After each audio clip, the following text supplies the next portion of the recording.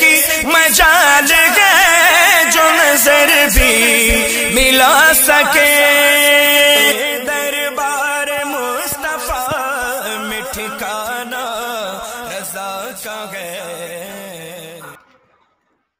کہ آقا کریم صلی اللہ علیہ وسلم نے 40 سال کی عمر شریف میں کوہ صفا پہ کھڑے ہو کر صنادید قریش، چودھریوں، بڑے بڑے روسا عمرہ کو بلایا اور کہا کہ میں اللہ کا نبی ہوں، میں اللہ کا رسول ہوں، میری رسالت کا اور میری نبوت کا اقرار کر لو۔ کچھ لوگوں نے انکار کر دیا، کچھ لوگوں نے کہا کہ اگر آپ اللہ کے نبی ہیں، اگر آپ اللہ کے رسول ہیں تو ہم نے کتابوں میں یہ پڑھا ہے کہ جو نبی اور رسول ہوتا ہے وہ ساتھ میں کوئی نہ کوئی معجزہ لے کر آتا ہے۔ اگر آپ نبی ہیں، اگر آپ رسول ہیں تو ابھی ہمیں معجزہ دکھا دیجئے، ہم آپ کو رسول اور آپ کو نبی مان لیں۔ آپ سوچئے کہ آج قوم اس نبی سے معجزہ طلب کر رہی ہے کہ جس کے پاس ایک دو معجزات نہیں بلکہ رب کائنات نے سراپا معجزہ بنا کر بھیجا ہو۔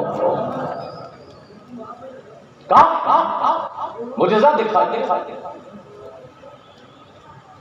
تو اللہ کے رسول صلی اللہ تعالی علیہ وسلم نے ان کے مطالبے پر دن تھا رات نہیں کیا۔ یہ نہیں کہا کنکریوں کو اٹھاؤ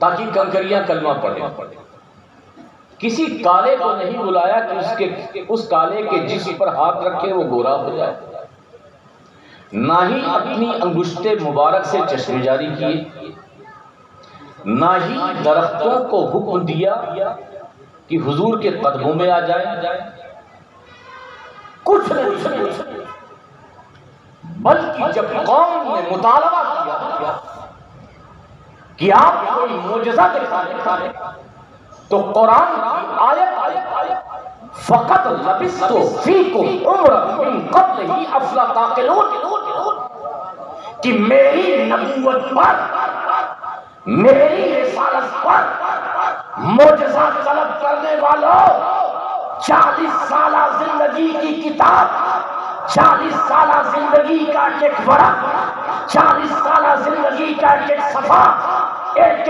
سطر تمہارے سامنے ہے۔ میری زندگی کی کتاب کے ایک ایک سطر کو پڑھتے جاؤ اور میری رسالت کا اقرار کرتے جاؤ۔ ابھی بات نہیں ہوئی، جو بات کہنا چاہتا ہوں وہ کچھ اور ہے۔ بات یہ نہیں ہے، بات یہ ٹھہری کہ جب امت نے معجزہ طلب کیا، جب رسول سے معجزہ مانگا تو پہلی بار معجزہ طلب کیا گیا تھا، پہلی بار معجزے کی ڈیمانڈ ہوئی تھی تو معجزہ بھاری بھرکم ہوتا، تھوڑا چمتکاری ہوتا، تھوڑا عقل مبہوت ہو جاتی، ہوش ٹھکانے لگ جاتے۔ اگر چاند کو 2 ٹکڑے کر دیتے، لوگ کہتے ہاں یہ نبی ہے کیونکہ چاند کو 2 ٹکڑے کر دیا، سورج نکلا تھا ڈبو دیتے تو لوگ کہتے ہاں یہ تو بڑا معجزہ ہو گیا۔ کسی کالے کو بلا لیتے، گورا کر دیتے، لوگ فوراً گر جاتے۔ الغرض اس قسم کے معجزات نبی دکھا سکتے تھے، مگر مصطفیٰ نے نہ ہی چاند کو 2 ٹکڑے کیا، نہ ہی مصطفیٰ نے نکلے ہوئے سورج کو ڈبویا، نہ ہی مصطفیٰ نے کسی حبشی کو گورا بنایا، نہ ہی مصطفیٰ نے اپنے انگلی سے مبارک سے چشمے جاری کیے۔ تو میں نے عالم تصور میں مصطفیٰ سے پوچھا، اے نبی مکرم، آپ تو کالے کو گورا کر سکتے تھے، آپ تو کنکریوں سے کلمہ پڑھا سکتے تھے، آپ تو انگشت مبارک سے چشمے جاری کر سکتے تھے، مگر اے نبی آپ نے یہ معجزہ کیوں نہیں دکھایا؟ تو عالم تصور میں میرے نبی نے جواب دیا، سن، یہ معجزہ صرف اس وقت کے لوگوں کے لیے نہیں بلکہ اپنے غلاموں کے لیے ہے۔ توجہ، اپنے غلاموں کے لیے ہے، چاہنے والوں کے لیے ہے، اپنے امتیوں کے لیے ہے۔ ایک سبق ہے، ایک درس ہے، ایک پیغام ہے، اس لیے کہ جب تم سے کوئی اسلام کی حقانیت، اسلام کی سچائی، اسلام کی سربلندی کے لیے سوال کرے، اعتراض کرے، تو بطور دلیل کتاب کو بعد میں پیش کرنا، اپنی زندگی کو مصطفیٰ کے نقش قدم میں ایسی ڈال لینا، اسلام کی سچائی کا اعلان، میں خود ہوں اسلام کا اعتراض کروں۔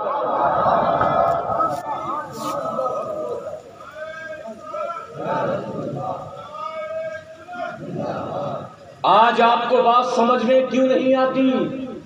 کیونکہ بات ہم دلیلوں سے کرتے ہیں، بات ہم کتابوں سے کرتے ہیں، بات ہم زبانی کرتے ہیں، مگر وہ لوگ تھے، چاہے صدیق اکبر کی ذات ہو، چاہے فاروق اعظم کی ذات ہو، چاہے عثمان غنی کی ذات ہو، چاہے مولا کائنات کی ذات ہو، چاہے عشرہ مبشرہ کی ذات ہو، چاہے بدری اور احد کے صحابہ کی ذات ہو، انہیں کوئی لمبی چوڑی تقریریں کرنی نہیں پڑتی تھی۔ ارے جن گلیوں سے گزر جاتے تھے، ان کا چہرہ دیکھ کر لوگ اسلام کو قبول کرتے تھے۔ اسی لیے کسی نے کیا خوب کہا ہے کہ ہمیں نہ خنجر و تلوار کی ضرورت ہے، ہمیں نہ خنجر و تلوار کی ضرورت ہے، بس رسول پاک کے کردار کی ضرورت ہے۔ اگر سمجھ میں نہ آئے پھر سے سنا دوں، ہمیں نہ خنجر و تلوار کی ضرورت ہے، بس رسول پاک کے کردار کی ضرورت ہے، اور میں جیت سکتا ہوں دنیا کو چند لمحوں میں، میں جیت سکتا ہوں دنیا کو چند لمحوں میں، بس ایک حیدر کرار کی ضرورت ہے، بس ایک حیدر کرار کی ضرورت ہے۔ آج اتنا بڑا مجمع، کتنی تقریریں ہوئی ہوں گی،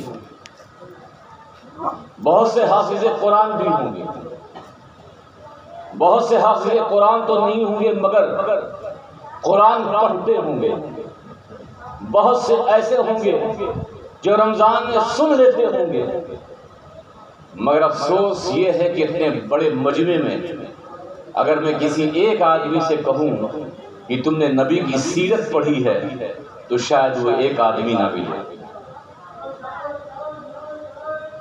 میری بات سن رہے ہیں؟ سن رہے ہیں؟ کوئی ہے جس نے نبی کی سیرت کا مطالعہ کیا ہے؟ بولیے، کسی نے کیا ہو تو اس کا مکھڑا دیکھ لو، اس کا چہرہ دیکھ لو۔ کتنے افسوس کی بات ہے کہ جس نبی کا کلمہ پڑھتے ہو اور جس نبی کے نام پہ مرنے کی بات کرتے ہو، اسی نبی کی سیرت تم نے نہیں پڑھی تو اس نبی کی سیرت کو اپناؤ گے کیسے؟ غریب نواز ہندوستان آئے، غریب نواز کو جانتے ہو نا؟ اگر جانتے ہو تو ہاں تو بول دو، کوئی چندہ نہیں مانگ رہا۔ عطائے رسول کو جانتے ہو؟ پوری توجہ، لاہور آئے، لاہور سے پانی پت کے راستے دلی آئے، دلی کے راستے اجمیر جے پور ہوتے ہوئے اجمیر گئے، ایک بار اور دلی آئے، پھر اجمیر گئے۔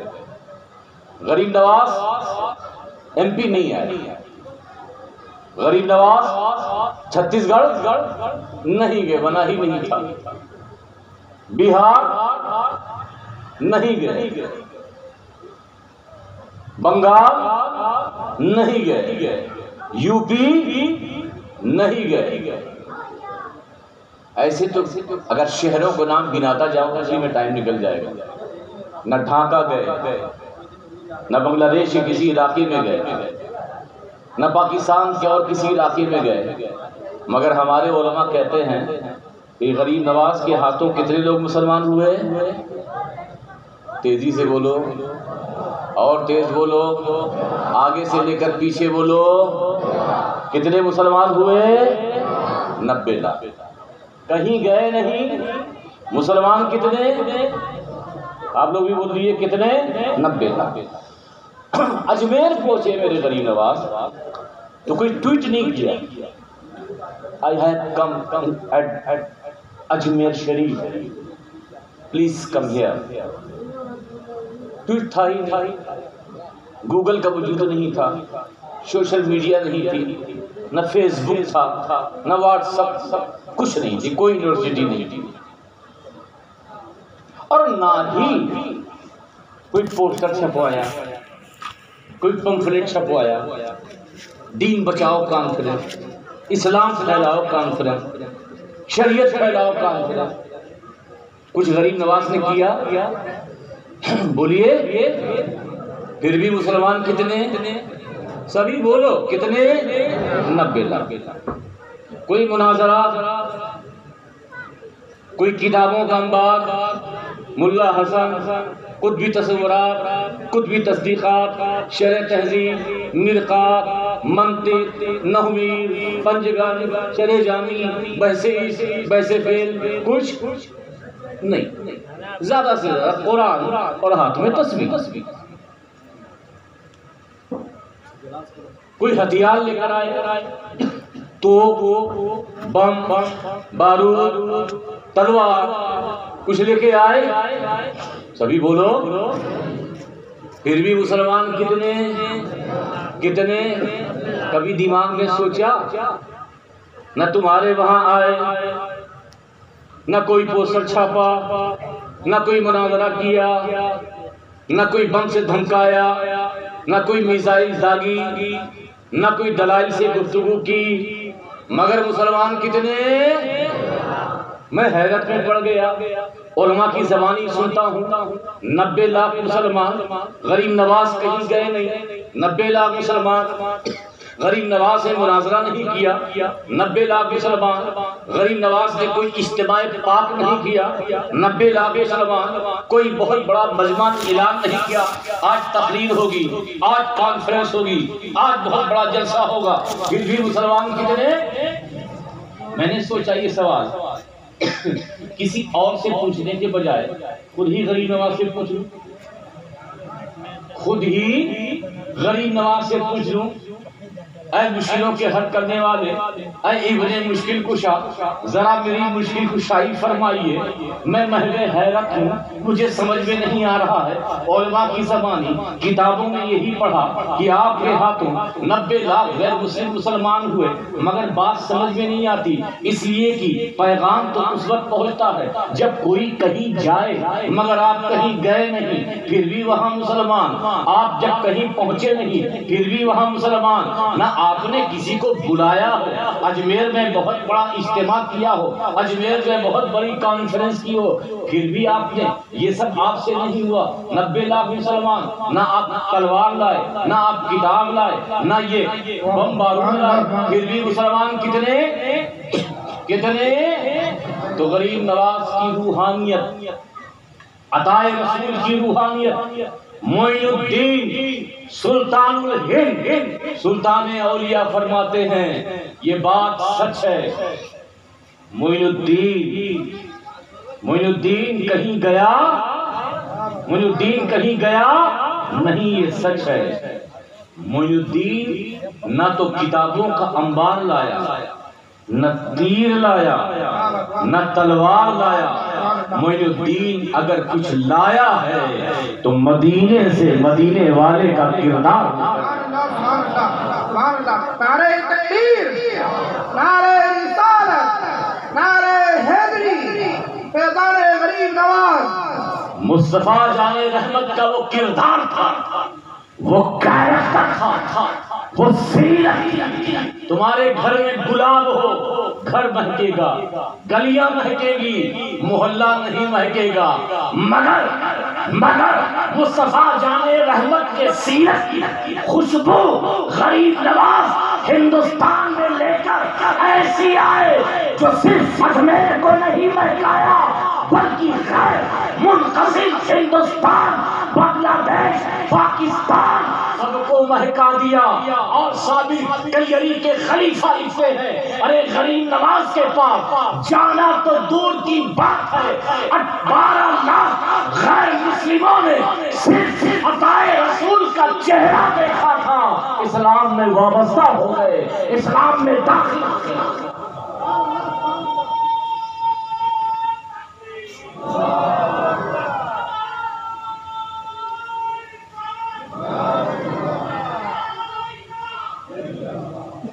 دوستو ہمارے پاس سب کچھ ہے، نماز پہ بڑی تقریر ہوتی ہے، فرض ہے، روزے پہ تقریر ہوتی ہے، فرض ہے، زکوٰۃ پہ تقریر ہوتی ہے، فرض ہے، حج پہ تقریر ہوتی ہے، فرض ہے، افضل عبادات میں سے ہے پوری توجہ، جو نقطہ دے کے جا رہا ہوں، پوری توجہ، میری بات سن رہے ہو؟ بول دو ہاں، نہیں سن رہے بول دو نہیں، سن رہے ہو؟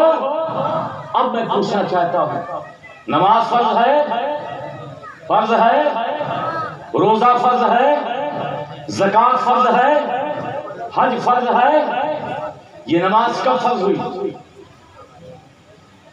بولو، ارے جواب دے دو بھیا، تم لوگ بولو کب فرض ہوئی؟ ارے کوئی ایک تو بول دے، ہاں نماز کب فرض ہوئی؟ سبھی بولو کب؟ معراج کی۔ اب دوسرا سوال، میرے آقا کو معراج کس سال ہوئی؟ کب ہوئی؟ پتا ہے؟ نہیں تو بول دو نہیں۔ جب آپ کی عمر شریف 53 سال تھی، کتنے سال تھی؟ رننگ 53، وہ 52 سال 6 مہینے، 53 سال تھی، تب نماز اس امت پر، بولیے اس امت پر نماز کب فرض ہوئی؟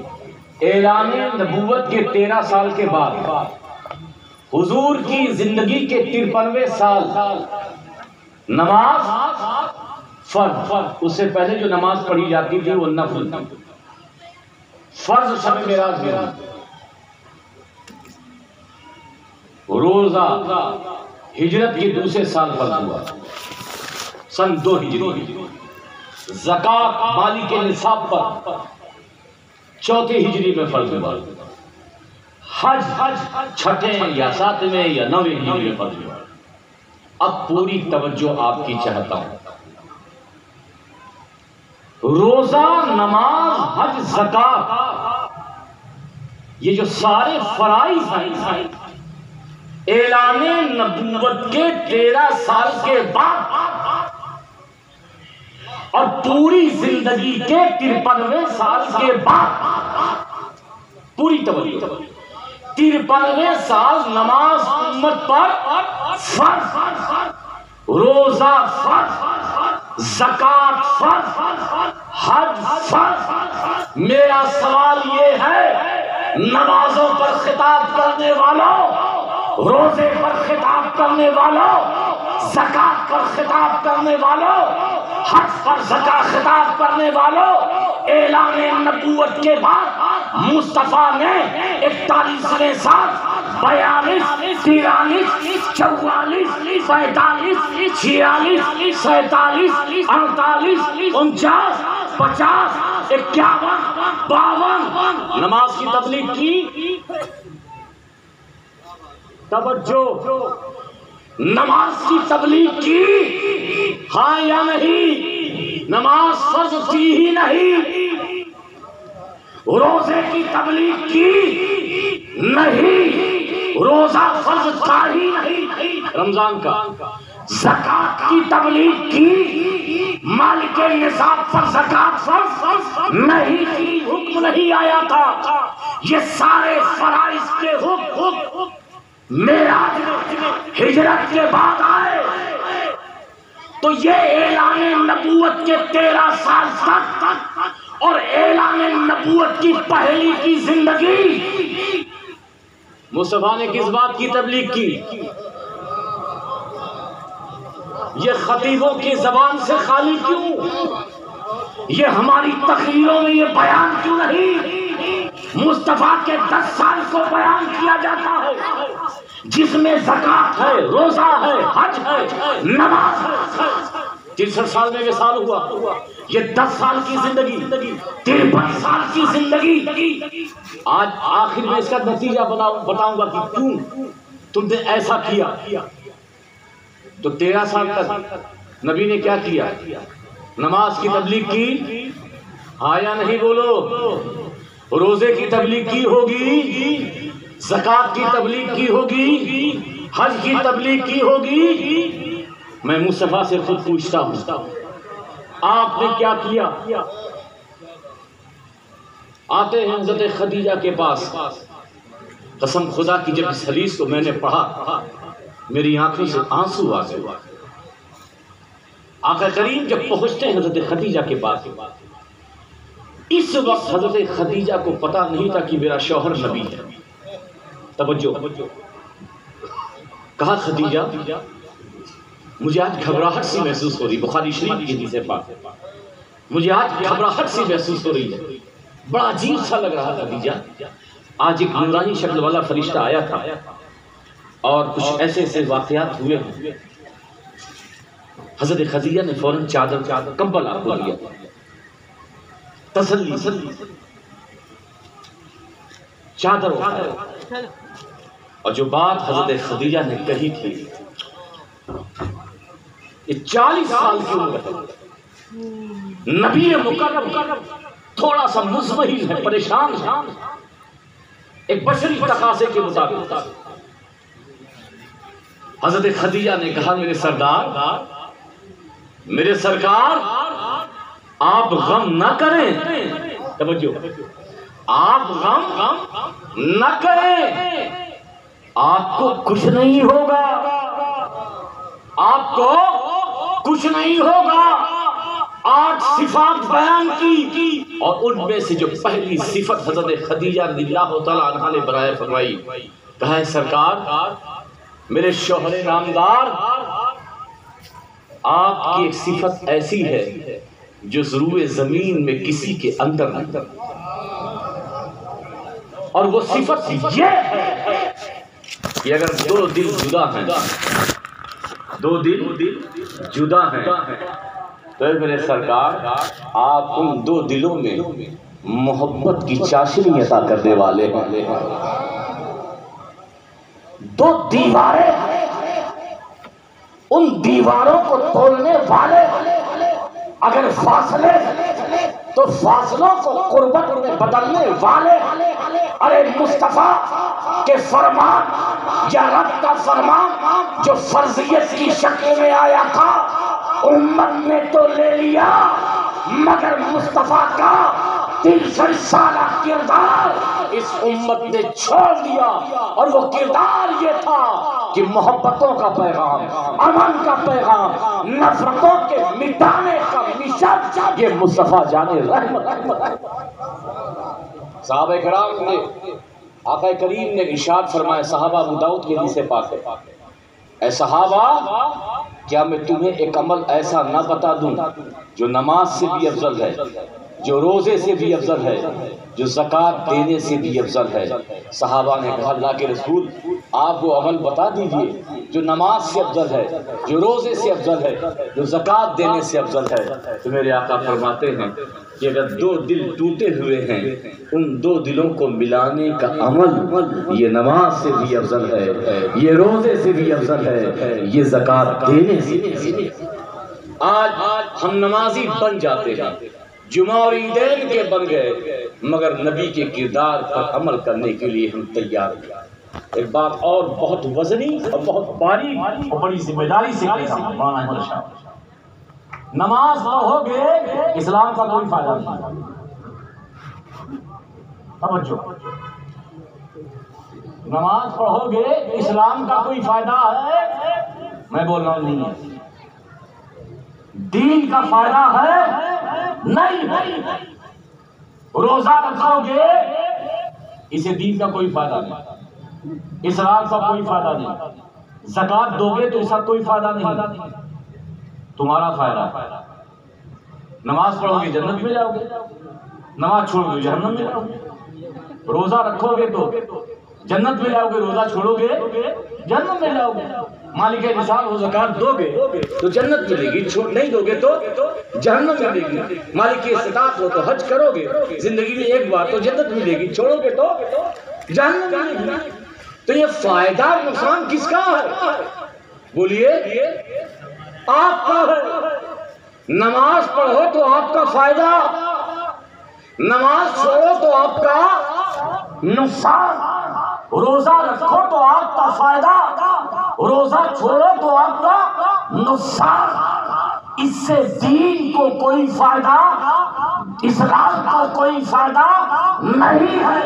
لیکن جس دن تم نے محمد مصطفیٰ کے کردار کو اپنا لیا، نبی کی سیرت کو اپنا لیا اور گلیوں سے گزرے اور کسی نے کہا ارے باقی میاں بڑے سچے ہیں، باقی میاں بڑے اچھے ہیں، باقی میاں بڑے نیک ہیں، باقی میاں غریبوں پر نگاہ رکھتے ہیں، باقی میاں یتیموں پر توجہ دیتے ہیں، یہ تمہارا عمل صرف تمہیں ہی نہیں بلکہ مذہب اسلام کو بھی فائدہ پہنچائے گا۔ کتاب دیکھ کر کوئی اسلام نہیں سمجھتا، مسلمان دیکھ کر اسلام کی بنیاد سمجھی جاتی ہے۔ آج یہی وجہ ہے اسلام پھیل نہیں رہا ہے، کیونکہ ہم کتاب بتا رہے ہیں، قرآن میں یہ ہے ان الدین عند اللہ الاسلام، یہ دکھا رہے ہیں مگر خود دین سے خالی۔ اسلام دکھا رہے ہیں مگر خود اسلام ہمارے اندر نہیں۔ نبی کی سیرت بتا رہے ہیں مگر نبی کی سیرت ہم سے ہمارے اندر خود نہیں ہے۔ ارے جس آستانے پر آئے اس آستانے پر بلانے کا مقصد کیا ہے؟ اور ایک بات اور یاد آ گیا، توجہ اگر آپ لوگوں کی ہو، زیادہ وقت نہیں ہوا، اچھا شروعات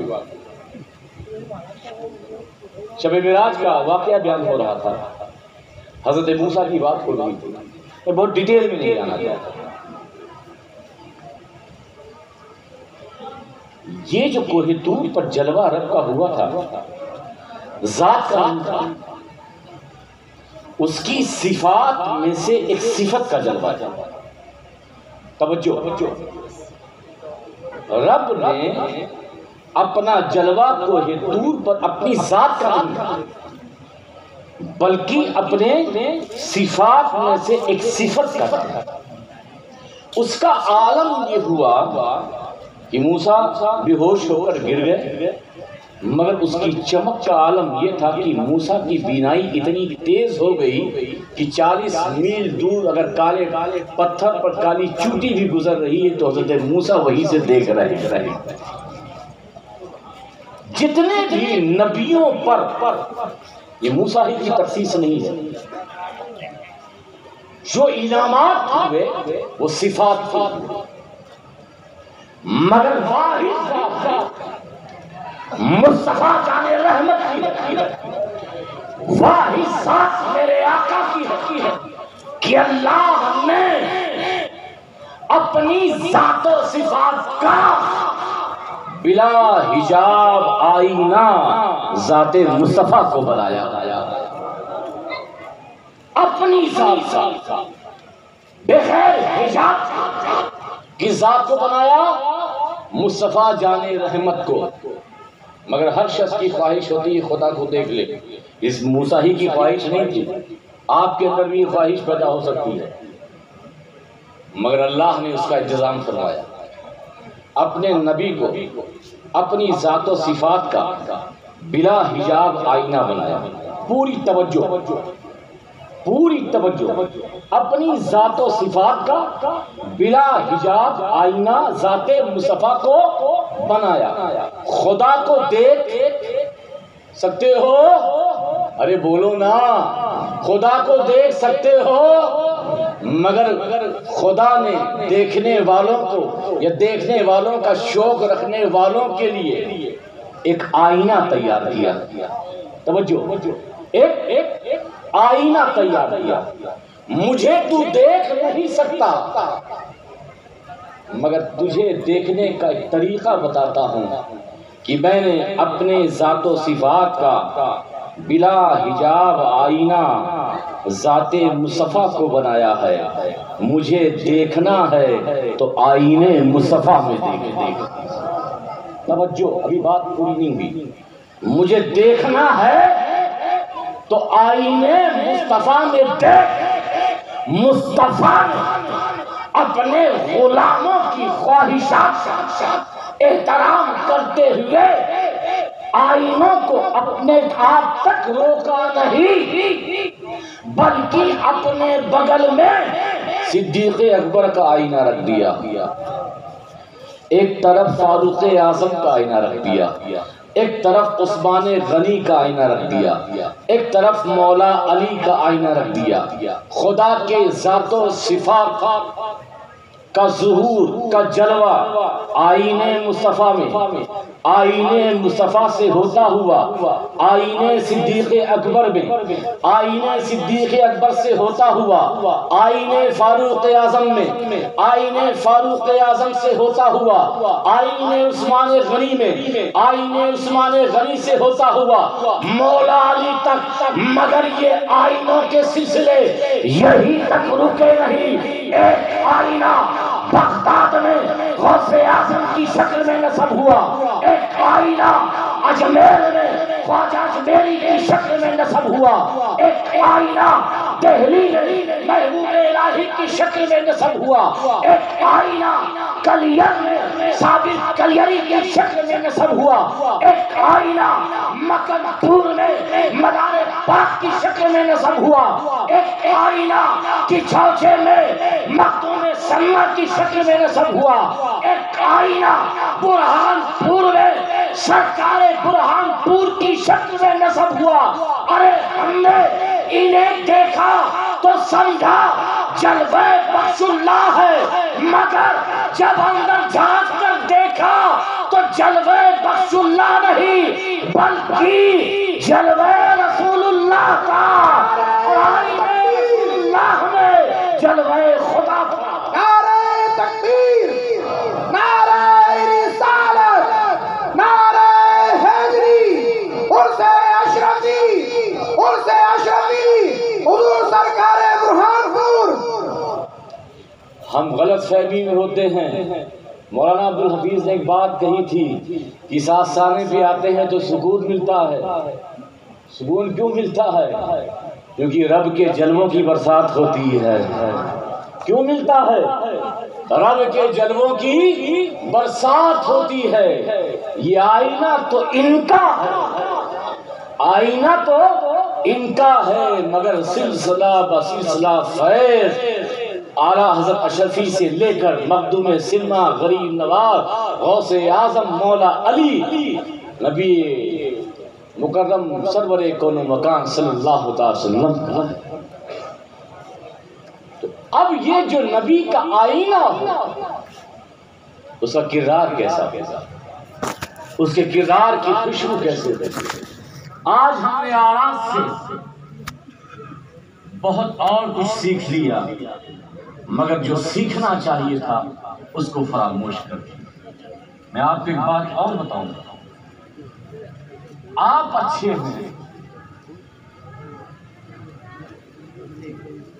یا جامع مسجد کی سیڑھیوں پر بھیک مانگنے والا بھکاری اچھا ہے؟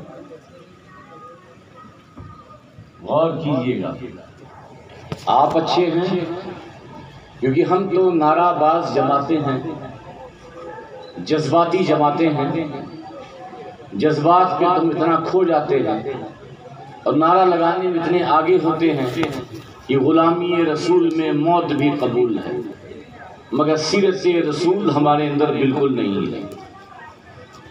اللہ کا خوف ہمارے اندر نہیں، اللہ کا ڈر ہمارے اندر نہیں، عبادت سے دور ہم ہیں، نبی کی سیرت سے دور ہم ہیں، مگر غلامی مصطفیٰ میں موت بھی قبول ہے۔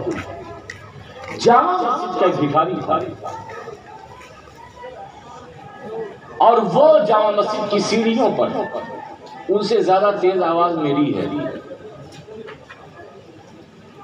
یہی آواز تھی کہ جس کی وجہ سے حضرت آدم باہر آ گیا تھا، شاید کہ ہم جنت ہی میں رہتے۔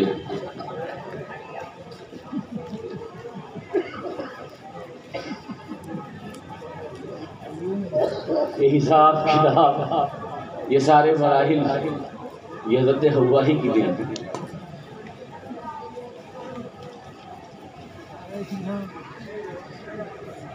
تو جامع مسجد کا وہ بھکاری بھیک مانگ رہا تھا۔ ایک انگریز آیا، اس نے کہا اللہ کے نام پہ دے دو، اس نے بٹوا نکالا، کچھ ڈالر دے دیا، چلا گیا۔ جب جایا تو اس کا بٹوا، اس کا پرس گر گیا۔ اس نے انگریز کو آواز لگائی مگر نہیں سنا، آگے بڑھ گیا، بھیڑ تھی نہیں دیکھ پائے۔ 3-4 سال کے بعد وہ خود آیا۔ اب یہ جو بھکاری تھا یہ پہچان گیا، یہی انگریز تھا جس نے مجھے کچھ رقم دی تھی، اس کا بٹوا گر گیا۔ کہا کہ بھائی صاحب، بابو جی آپ 3-4 سال پہلے انڈیا آئے تھے؟ کہاں آئے؟ کہا آپ کو یاد ہے کہ آپ نے مجھے بھیک دی تھی، آپ کا پرس گر گیا تھا؟ آئی ڈونٹ نو، مجھے نہیں پتا۔ یعنی بابو جی آپ کا پرس گر گیا تھا، وہ ابھی بھی میرے پاس ہے، آپ یہاں ٹھہریں، میں اپنے گھر جاتا ہوں اور آپ کے پرس کو واپس لاتا ہوں۔ اس پر تو بول دو، یہ قوم اس پر کیوں سبحان اللہ بولے گی کہ جس قوم کی گھر چھوڑیے صاحب، مسجد کے جو ایمپلیفائر ہیں وہ محفوظ نہیں ہیں۔ ایمپلیفائر مسجد کے، عید کے دن ہم چپل خریدتے ہیں تو یہ سوچ کے خریدتے ہیں کہ عیدگاہ میں اس دن نہیں پہنیں گے، کہیں چوری نہ ہو جائے، آنے کے بعد پہنیں گے۔ یہ قوم ہے۔ جب مسجدوں کے مائک، مسجدوں کے ایمپلیفائر، یہ بھی بہت بڑی بات ہے، میں نے تو بہت سی مسجدوں میں دیکھا ہے کہ جو استنجا خانے میں جو ڈبہ ہوتا ہے وہ بھی زنجیروں میں بندھا ہوتا ہے۔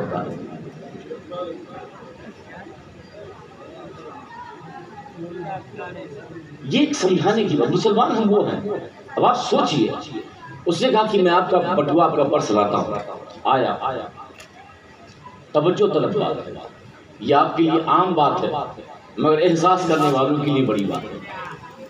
آج پرابلم یہ ہے کہ دل ہے ہمارے پاس، جسم ہے ہمارے پاس، مگر حبیب اجمی جیسا وہ دل نہیں ہے جو ایک بار میں خدا کا خوف پیدا ہو جائے اور اس خدا کے خوف کی بنیاد پر صرف متقی ہی نہیں بلکہ اولیاء کرام کا سردار بن جاتا ہے۔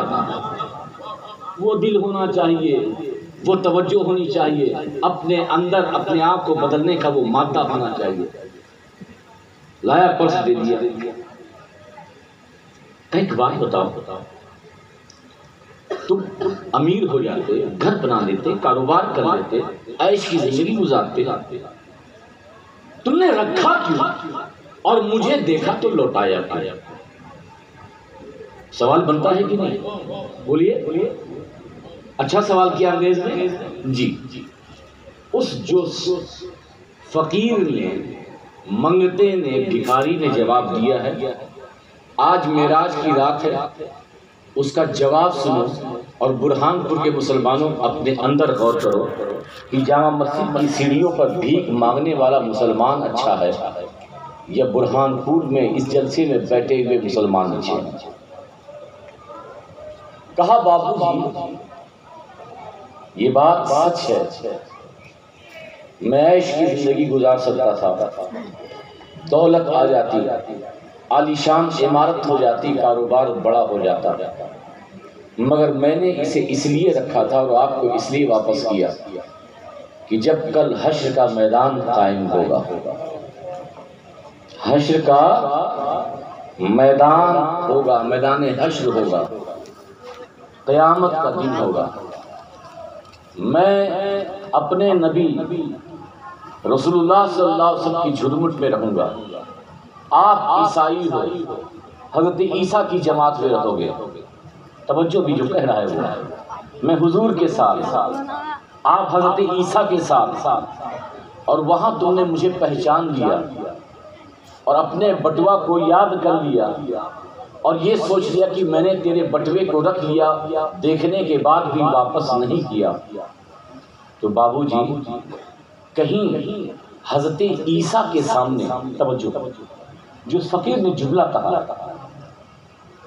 کہیں حضرت عیسیٰ کے سامنے میری وجہ سے، حضرت عیسیٰ کے سامنے میری وجہ سے میرے آقا کو عیسیٰ کے سامنے شرمندگی نہ اٹھانا پڑے، میرے آقا کو میرے اس عمل سے حضرت عیسیٰ کے سامنے شرمندگی نہ اٹھانا پڑے، میرے آقا اپنے امتی کے اس عمل سے شرمندہ ہو۔ دنیا مصیبتیں گوارا ہیں مگر مصطفیٰ مجھ سے شرمندہ ہو یہ گوارا ہے۔ دوستو یہ ہے نبی کی سیرت، ان اولیاء کرام، ان بزرگان دین نے دین کو پھیلایا، نبی کا کردار، نبی کی سیرت، نبی کا کیریکٹر تھا۔ حضرت محبوب الہی کے خلیفہ حضرت فخر جہاں دہلوی، حضرت فخر جہاں دہلوی اپنے مریدوں کے ساتھ جا رہے ہیں، دیکھا کہ کچھ پنڈت بیٹھے ہیں اپنے بھکتوں کو اسنان کرا رہے ہیں، حضرت فخر جہاں دہلوی نے اپنے مریدوں سے کہا، حضور اپنے مریدوں سے کہا، مریدو اگر تم اس بات کی اجازت دو تو میں اس غیر مسلم کے چہرے پہ مسکان لا دوں۔ پنڈت تھے، جو بڑے بڑے پنڈت تھے ان کے پاس ججمان تھے، ایک بوڑھا پنڈت تھا اس کے پاس کوئی نہیں تھا، بیچارہ بیٹھا ہوا مکھی مار رہا، کوئی ججمان ملا ہی نہیں۔ تو حضرت فخر جہاں دہلوی نے کہا کہ اگر تم اس بات کی اجازت دیتے ہو تو میں اس بوڑھے پنڈت کے چہرے پر مسکان لے آؤں۔ تو مریدوں نے کہا حضور آپ ہمارے پیر صاحب ہو، آپ ہم سے اجازت دو گے، آپ جو چاہو سو کرو۔ حضرت فخر جہاں دہلوی نے لباس بدلا، جبہ اتارا، ٹوپی اتاری، پنڈت کے پاس گئے، کہا پنڈت جی مجھے اسنان کرا دیجئے۔ وہاں عبدالحفیظ صاحب، اتفاق ایسا کہ اس وقت کوئی مفتی نہیں دیکھ رہا تھا، ورنہ اتنے فتویٰ لگاتے تھا کہ انہیں اپنا اسلام ثابت کرنے میں کئی زمانہ گزر جاتا، کیونکہ لباس بدلا تھا۔ ہندو کے پاس گئے، پنڈت کے پاس گئے، کہا اسنان کرا دو۔ اس نے کہا وقت آیا ہے، بڑی مشکل سے ڈبکی لگائی، کچھ منتر پڑھے، اسنان کرا دیا۔ 5 روپیہ اس دور میں دیا، چلے آئے، پنڈت جی خوش ہو گئے۔ پھر ایک دن نکلے، پھر اسی پنڈت کے پاس گئے، اسنان کیا، 10 روپیہ دیا، پنڈت جی خوش ہو گئے۔ یہ سلسلہ چلتا رہا۔ ایک دن پنڈت نے ہاتھ پکڑا، کہا آج اسنان بعد میں ہوگا، پہلے آپ میرے گرہ پرویش کریں، گھر آئیے۔ کہا پنڈت جی پہلے اسنان کرا دیجیے۔ کہا اسنان بعد میں، نہانا بعد میں ہوگا، پہلے آپ میرے گھر جائیں گے۔ گھر گئے، ایک تخت پہ بٹھایا، کہا یہاں بیٹھ جائیے۔ کہا پنڈت جی یہ پاپ کیوں کر رہے ہو، میری جگہ نیچے ہے، تم اوپر بیٹھو گے۔ کہا نہیں ابھی یہی بیٹھیے۔ تخت پہ بٹھایا، اپنے پورے پریوار کو بٹھایا۔ اسلام کیسے پھیلا ہے وہ بتانا چاہتا ہوں۔ یہ مسجدوں میں تقریر کر کے اسلام نہیں پھیلا ہے، مسجدوں سے اسلام کے جو حلال و حرام تھے، ناجائز و جائز تھے، اچھا کیا ہے برا کیا ہے، وہ بتایا گیا ہے، وہ بتایا گیا ہے۔ یہ حرام ہے، یہ ناجائز ہے، یہ حلال ہے، یہ حرام ہے، یہ اچھا ہے، یہ برا ہے، قرآن میں منع ہے، حدیث سے منع ہے، امام اعظم کے نزدیک یہ ہے۔ شاہ عبدالحق مدنی جلیلی نے یہ فرمایا، یہ مسجدوں کا کام تھا، اسی لیے بڑی ذمہ داری سے کہتا ہوں، امام اعظم سے لے کر اور آج تک کسی عالم کا پتہ بتا دو جس نے 1 لاکھ غیر مسلم کو ایک وقت میں مسلمان بنایا ہو۔ کسی عالم کا پتہ بتا دو کہ ایک وقت میں اس نے 1,50,000 75,000 غیر مسلموں کو مسلمان بنایا ہو۔ اور میں سینکڑوں صوفیاء کرام، اولیاء کرام کی فہرست دے دوں گا کہ جن کے قدموں کی برکت سے ہزاروں نہیں بلکہ لاکھوں اسلام کے دامن سے وابستہ ہوئے ہیں، کیونکہ ان کا کردار نبی کے کردار پر گھر میں بٹھایا، کہا کہ حضرت کیا آپ سمجھتے ہیں میں بیوقوف ہوں؟ پہلے دن میں بہک گیا، دوسرے دن بوڑھا ہوں، دماغ میں نہیں آیا، تیسرے دن دھوکہ کھایا، پانچویں دن کہا یہ تو ہماری قوم کا نہیں ہو سکتا کہ کسی بڈھے کے پاس اس کو خوش کرنے کے لیے آئے، ضرور یہ کوئی مسلمان ہوگا۔ توجہ، ضرور کوئی یہ مسلمان ہوگا۔ آپ کو جانتے ہو بلایا کیوں ہو؟ ارے جب نبی کا امتی غیروں کے چہرے پر مسکان لانے کے لیے اپنا لباس اتار دے تو اس نبی کا اور اس مصطفیٰ کا، اس پیغمبر کا، اس محسوسین کا عالم کیا ہوگا جس کا اس نے کلمہ پڑھا۔ آئیے ہاتھ بڑھائیے، دامن پھیلائیے، ہم اسی اسلام سے وابستہ ہوتے ہیں جو اسلام اپنوں تو اپنے، غیروں کے چہرے پہ بھی مسکراہٹ دیکھتا ہے۔ یہ ہے اسلام، بزرگوں سے یہ پھیلا ہے۔ اگر پیر عبدالغفور کے آستانے پر جب زندہ تھے، ہندو آتا تھا، کڑا پہنا ہوتا تھا اور وہ ماتھے پہ ٹیکا لگایا ہوتا تھا، نفرت نہیں کرتے تھے، نفرت کرتے تھے اس کے کفر سے کرتے تھے۔ ان کا کام سمجھانا نہیں ہوتا تھا، ان کا کام دلوں میں جھانکنا ہوتا تھا، دلوں میں جھانکنا ہوتا تھا۔ ایک نظر ڈالتے، دلوں کی زنگ کو دور کرتے، چہرے کو گنبد خضرا کی طرف پھیر لیتے اور کہتے دلوں کا سیکل کرنا مصطفیٰ یہ میرا کام تھا، اب کلمہ پڑھوانا یہ آپ کا کام۔ اس طریقے سے اسلام پھیلا ہے، سیرت سے، کردار سے، اپنے تو اپنے، غیروں کو اپنانے سے۔ یہ تو خلیفہ کی بات ہے، کوئی کہہ سکتا ہے خلیفہ تو ایسے ہی ہوتے ہیں، ایسے ویسے کام کر لے۔ پیر صاحب تو نہیں تھے، میں پیر صاحب کی بات سناتا ہوں۔ محبوب الہی، محبوب الہی، محبوب الہی غیاث کے رہنے والے ہیں، بدائم کے پاس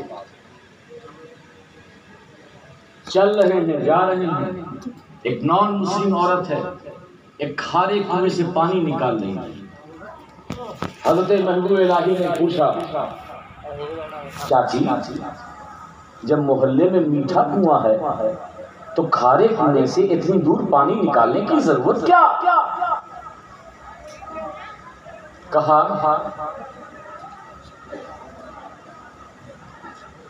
پیر صاحب حضرت بات یہ ہے،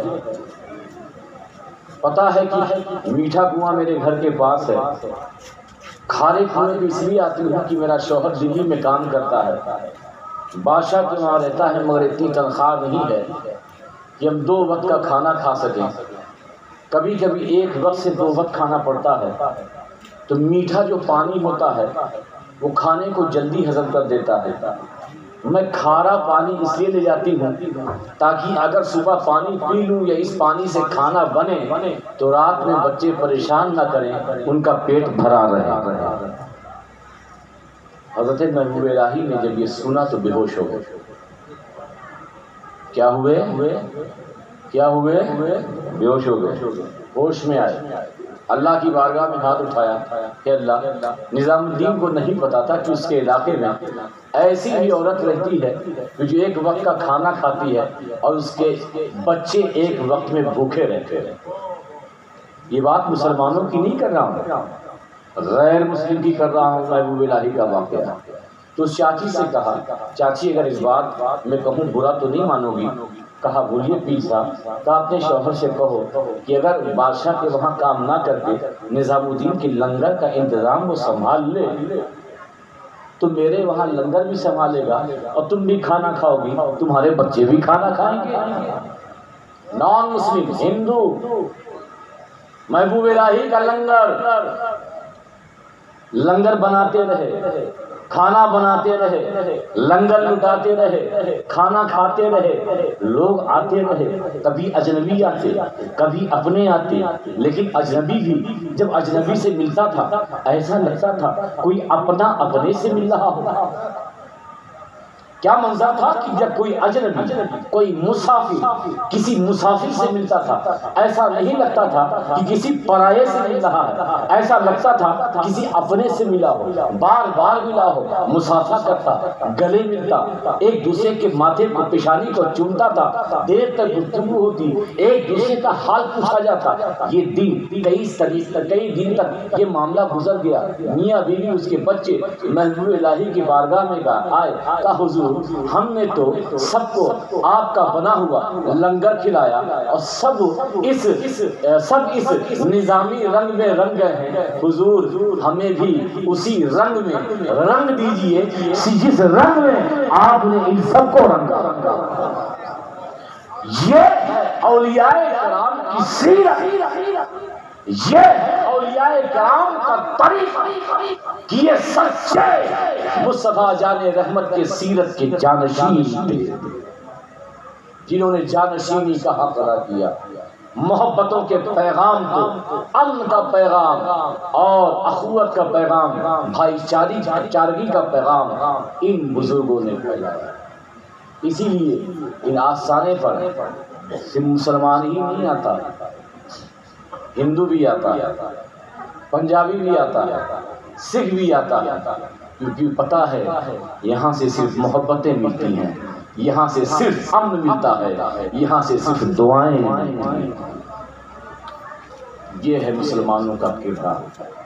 باتیں تو بہت سی ہو سکتی ہے اس کردار کے حوالے سے، نبی کی سیرت کے حوالے سے، مگر اس عرص اشرفی میں اور اس شب معراج کے موقع پر جو پیغام دینا چاہتا تھا وہ پیغام یہ ہے کہ نماز یقیناً ضروری ہے، فرض ہے، فرض اولین ہے، مگر وہ نماز کتنی اچھی نماز ہوگی جو نبی کی سیرت میں، نبی کے کردار کے سائے میں ادا کی جائے۔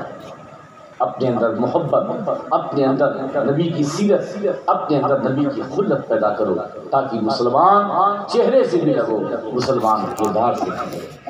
حضرت حمید الدین ناگوری، کئی ناگوری گزرے ہیں، حمید الدین نام کے حضرت غریب نواز سے خلیفہ گزرے ہیں، مگر جو سب سے خاص تھے جو ناگور شریف کے حضرت حمید الدین ناگوری، ایک جینی تھا، وہ لنگر نہیں کھا رہا۔ تو حضرت نے پوچھا بھائی تو نے لنگر کیوں نہیں کھایا؟ بولا نہیں، سمجھ گئے کہ آج بکرا بنا، اور جینی بکرا کہاں سے کھائے گا؟ لنگر سے باورچی کو بلایا کہ آج سے حمید الدین ناگوری کے لنگر خانے میں جب بھی لنگر بنے گا تو اس میں گوشت نہیں ڈالا جائے گا۔ سمجھ رہے ہو؟ ہماری مسلمانی تو اس وقت تک کامل نہیں ہو سکتی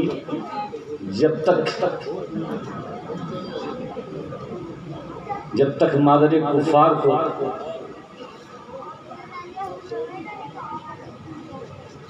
کھانا نہیں تب تک ہمارا اسلام ہمارے اندر نہیں ملتا. مگر بزرگوں کا کردار دیکھو.